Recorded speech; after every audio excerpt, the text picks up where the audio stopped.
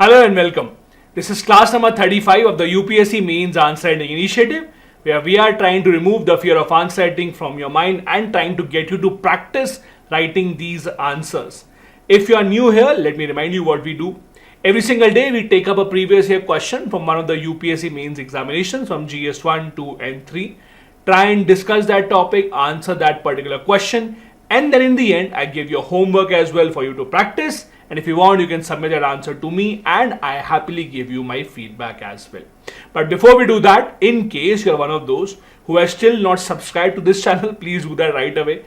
And if you want the PDF of these lectures, you can become part of our Telegram channel. The link of that channel again is in the description of the video. Let's begin then. Also, if you are new, once again, I do this in every single class in the beginning. So once again, reminding you, if you are new here and you do not know how to begin answer writing, I have a suggestion for you. Go to the first class of this series. Look at the description of this video. In the description, you will find the link of the playlist. The name of the playlist is the UPSC Mains Answer Writing Initiative. And there, go to first class, class number 1. In that class, you will see we have discussed how to write answers, what to write in introduction, in conclusion, in the main body, where to write way forward, where to not write way forward. All these things have been discussed in the very first class. So make sure you see that if you have not seen that so far. Then you can come back and we will see what is it that we'll have to answer today.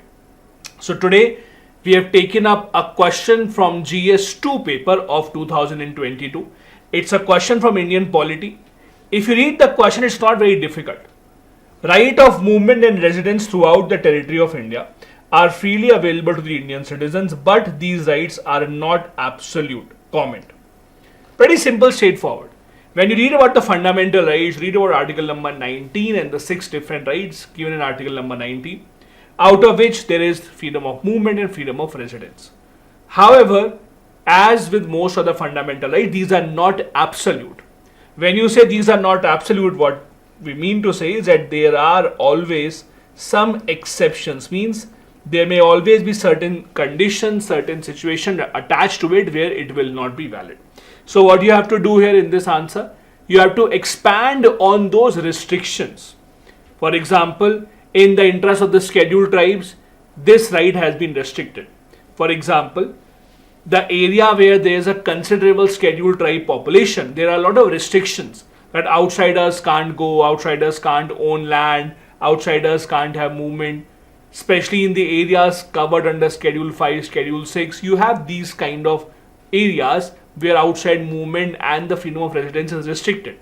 Not just this, on public health grounds also, freedom of movement is restricted. Let me give you a very easy example of what all of us have gone through. When we were in a lockdown, when the COVID-19 crisis was still a big thing in India, you saw how our movement was restricted. You were not allowed to go out of your house for a considerable amount of time.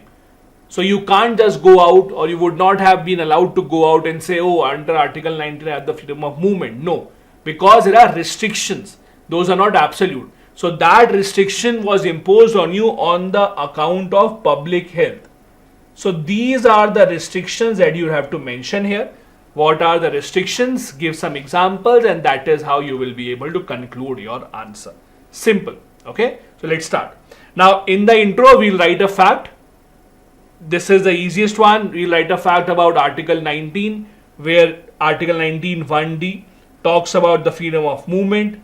You can also expand how this article or this fundamental right is available only to citizens of India and the shareholders of a company in India, but it is not available to foreigners, legal entities like companies, etc. As you all should know, articles number 15, 16, 19, 29 and 30. These are those fundamental rights which are available only to Indian citizens, while all other fundamental rights are available to both citizens and foreigners. These are restricted only to Indian citizens. So this fact can be an introduction. If you have any other fact regarding fundamental rights of freedom of movement, freedom of residence, you can go ahead with that as well. But try and make sure that it is in line with the question. The question is about the restrictions imposed on these rights. So this is what we'll be writing in the introduction part.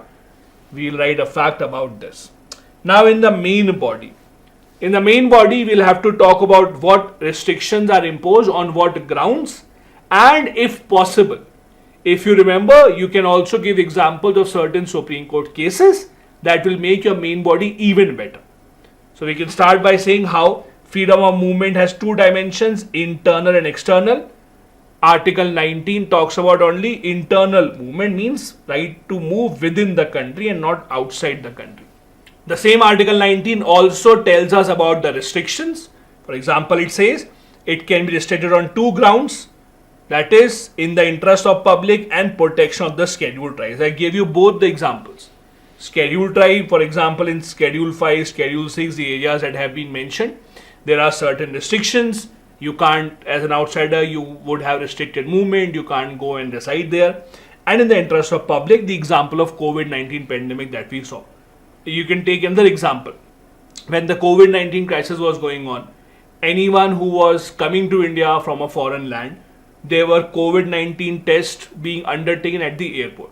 Anyone who was found positive, they had to compulsorily be taken to a facility where they were locked up and they could not really go out. So again, they could not say our freedom of movement is restricted, it's a fundamental right, because that can be restricted on the ground of public health. Now this is where I would like to highlight one more point. When you read Indian polity, the one question that everyone has is, do I remember all the articles? See, the answer is you can't remember all the articles in the constitution. That is just not possible.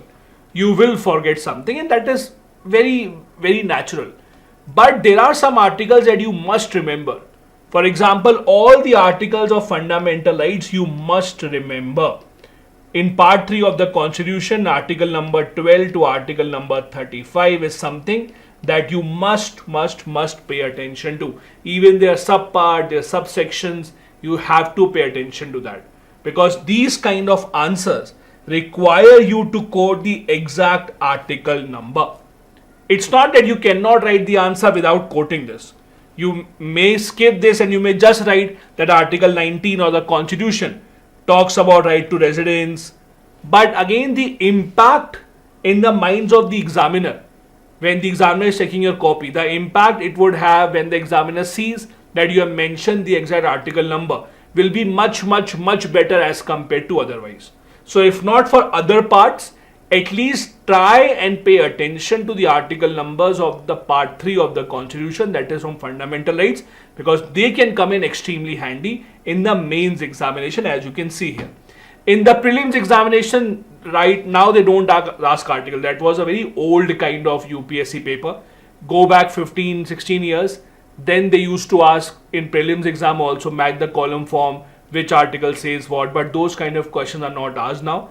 They may be asked in some state PCS examinations, but in the UPSC examination now you don't see those kind of questions. As I told you, you can again give example of certain Supreme Court cases. If you remember them, there was a Supreme Court case of 1963 where they held that the right to movement of prostitutes may be restricted on the ground of public health and in the interest of public morals. So again, there are some examples that you can quote from 5th and the 6th schedule as well, how they play a major role in putting limitations on movement and residence along with transfer of property as well. So these are the things that you can write here, and then we will conclude how this right along with multiple other rights in the fundamental right category are not absolute. They are given with certain restrictions that help in maintaining a fine balance between the freedom and the rights of the other people. Just because we have been given the rights does not mean that we can interfere or infringe on someone else's life. Something like this can be a conclusion. So pretty straightforward question, not a very difficult one. Indian polity questions are not that difficult. If you have read it properly, you should be able to answer most of these in the mains examination. Time for the homework for the day. This is your homework. Again, as I told you, the homeworks that we are now taking up are from the topics that are in the news rather than from previous year questions, so that you can still have this kind of question asked in the mains examination. The question is, recently there have been questions raised on the safety standards of Indian spices in the international market. You would have seen the news. Some countries have said that no, countries in Asia and in Europe, America, all of them have conducted certain tests and they have found out some components, some ingredients of these spices which were not allowed. In this context, suggest the possible steps for the Indian government to comply with the global safety norms for edible export commodities such as spices in the future. Slightly tricky question, but as I say, don't restrict yourself from not writing, or please do write the answer even if you don't know this. Search about this, read about this, and then try and write. But don't think of not writing just because you don't know about this. Read about the controversy and see if you can write this particular answer. If you want me to check your copy, you can always send it here and I'll be happy to give you a feedback. Thank you so much for watching. Again, reminding, do hit the like button and subscribe button. Invite your other friends as well to this place where they can practice answer writing. Bye bye. Have a good day. Jai Hind.